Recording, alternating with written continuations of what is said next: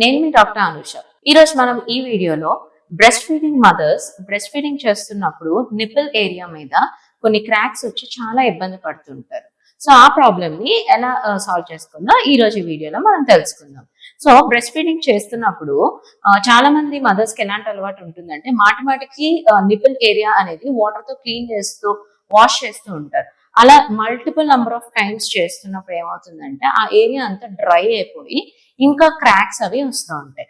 So ఎక్కువ సార్లు wash చేయడం అనేది అవాయిడ్ చేయాలి. అక్కడ న్యాచురల్ గా ప్రొడ్యూస్ అయ్యే సీబమ్ అంటే న్యాచురల్ గా ప్రొడ్యూస్ అయ్యే ఆయిల్ ఏదైతే ఉంటుందో దాన్ని కూడా మనం వాష్ చేసేసేటట్టు అవుతుంది. అందుకనే మల్టిపుల్ టైమ్స్ వాష్ చేయడం అనేది అవాయిడ్ చేయాలి.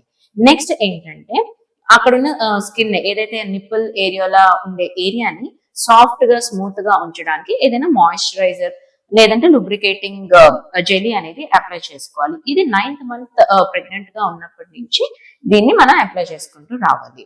అండ్ ఇంకొక ఇంపార్టెంట్ పాయింట్ ఏంటంటే ఎప్పుడైనా నిప్పుల్ ఏరియా మీద క్రాక్స్ కానీ అలా ఏమైనా వచ్చి బాగా పెయిన్ఫుల్ గా అనిపిస్తున్నప్పుడు బ్రెస్ట్ ఫీడింగ్ అయిపోయాక ఏదైతే బ్రెస్ట్ మిల్క్ ఉంటుందో ఆ బ్రెస్ట్ మిల్క్ ని ఆ క్రాక్స్ మీద అప్లై చేసినట్టయితే చాలా మంచి మాయిశ్చర్ గా యాక్ట్ చేసి 2-3 days లోనే ఈ క్రాక్స్ అనేవి పూర్తిగా మానిపోతాయి. లేదు చాలా ఎక్కువ క్రాక్స్ ఉన్నాయి, ఇంత చేస్తున్నా అవటం లేదు అన్నప్పుడు బ్రెస్ట్ ఫీడింగ్ ఇచ్చేసిన తర్వాత క్లీన్ చేసుకొని మీ డాక్టర్ ప్రిస్క్రైబ్ చేసిన యాంటీబయాటిక్ క్రీమ్ ఏదైతే ఉంటుందో అది అప్లై చేసి మళ్ళీ మీరు బ్రెస్ట్ ఫీడింగ్ ఇచ్చే ముందు మొత్తం నీట్ గా క్లీన్ చేసి అప్పుడు బేబీకి బ్రెస్ట్ ఫీడింగ్ అనేది ఇవ్వాలి.